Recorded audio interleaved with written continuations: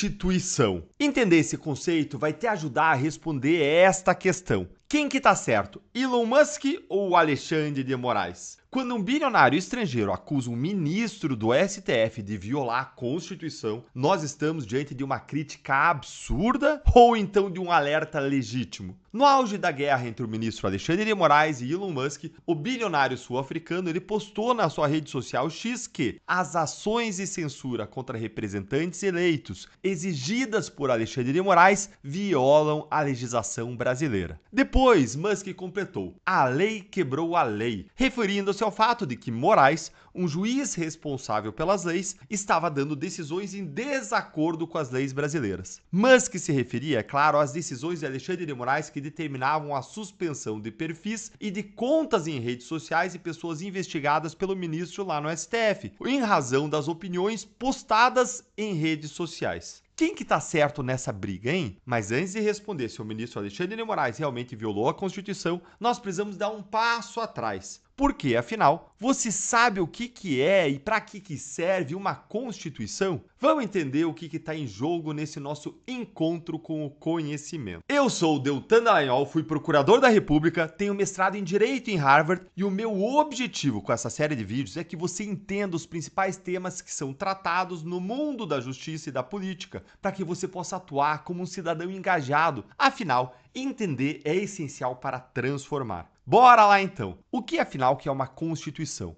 Quando alguém diz que a Constituição foi violada, isso não é um só detalhe técnico, um mero detalhe técnico. É como se a regra do jogo tivesse sido quebrada no meio da partida. Imagina que todo mundo vive num país e resolve de repente morar dentro de uma grande casa. Como viver em paz? Como evitar que um vizinho roube a comida do outro ou que mande demais? Para isso, a gente faz um acordo básico de convivência. Esse acordo é a nossa Constituição. Ela define quem manda no quê, quais são os limites de cada pessoa ou grupo, o que pode e o que não pode acontecer. Esse acordo é registrado por escrito. E mais, ele vale mais do que qualquer outra regra ou lei. Na linguagem do direito, a Constituição é a lei mais importante de um país. Ela é a base de toda a estrutura do Estado. Ela está acima de todas as outras leis. Se uma lei qualquer contradiz a Constituição, essa lei ela é inválida. Uma lei inconstitucional ela não vale nada. A Constituição define, por exemplo, quem que governa o país e como que isso acontece, como os poderes são divididos em executivo, legislativo e judiciário,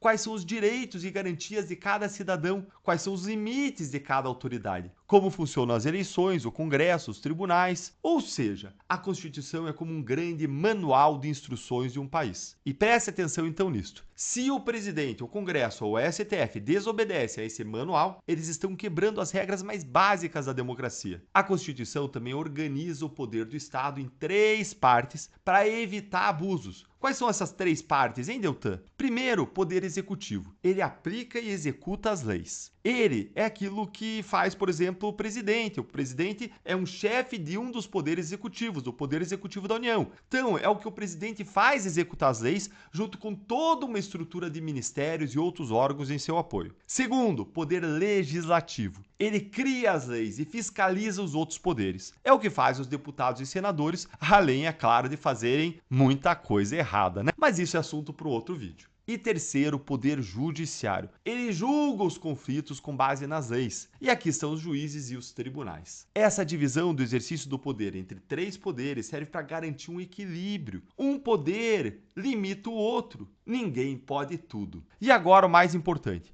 A Constituição também é um escudo do cidadão contra o abuso do poder pelo Estado Todo-Poderoso. É a Constituição que garante a liberdade de expressão, o direito de se manifestar e criticar, o direito ao processo justo, a proteção contra a censura, a inviolabilidade da opinião dos parlamentares, entre outros direitos e liberdades. Ela prevê diferentes tipos de direitos fundamentais, mas isso também é um assunto para um outro vídeo. Mas então, quando alguém diz que a Constituição foi violada, como Elon Musk afirmou, isso não é um mero discurso político, é algo grave. É como rasgar o contrato que garante os nossos direitos. Agora que você já entendeu o que é a Constituição e por que ela é tão importante, a gente pode voltar para a pergunta central. As ações de Alexandre de Moraes violam ou não violam a Constituição brasileira? Vamos ver isso agora. Tratando da liberdade de expressão, a Constituição diz lá no seu artigo 220, parágrafo 2º que é vedada toda e qualquer censura de natureza política, ideológica e artística. A regra é claríssima. Se Alexandre de Moraes baniu, suspendeu e bloqueou perfis e contas inteiras das pessoas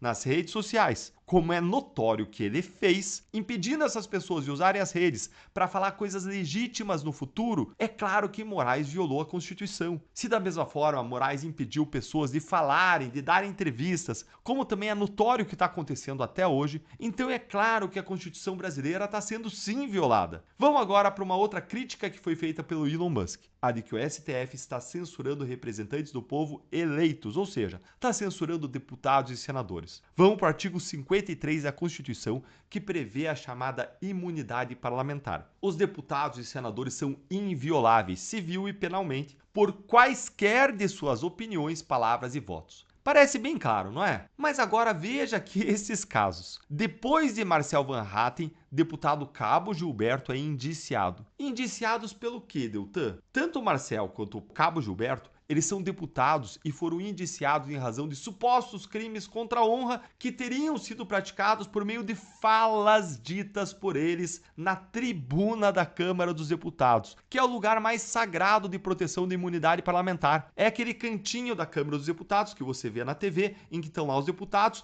e tem uma espécie ali de púlpito. E ali é a tribuna, é o lugar mais protegido para a fala de um parlamentar. E eles estão sendo investigados por discursos que eles fizeram lá. O indiciamento deles significa que a Polícia Federal concluiu em inquéritos conduzidos perante Alexandre de Moraes que os deputados praticaram crimes por meio dos seus discursos. Mas os parlamentares não são invioláveis por quaisquer das suas opiniões, palavras e votos? São, de acordo com a Constituição, mas isso não está sendo obedecido de forma alguma no Brasil. Então, quem tem a razão na polêmica entre Alexandre de Moraes e Elon Musk? Em relação à pergunta sobre se a nossa Constituição está sendo violada, a resposta é clara. Elon Musk está certo em dizer que Alexandre de Moraes está sim violando a Constituição. Eu poderia falar de dezenas e centenas de outros casos, mas, apesar de a gente não ter tempo aqui, eu tenho o lugar perfeito para você aprender tudo sobre isso e muito mais. E, portanto, eu quero te fazer um convite. Quer aprender mais sobre os direitos e limites da liberdade de expressão no Brasil? Eu preparei um ambiente fechado exclusivo para te ensinar o que pode e o que não pode ser dito nas redes sociais, quais são os riscos legais de criticar políticos e autoridades, como se proteger juridicamente para exercer a sua liberdade sem medo. Esse é o Mapa Político da Luta pela Liberdade, que é um curso direto ao ponto, sem censura,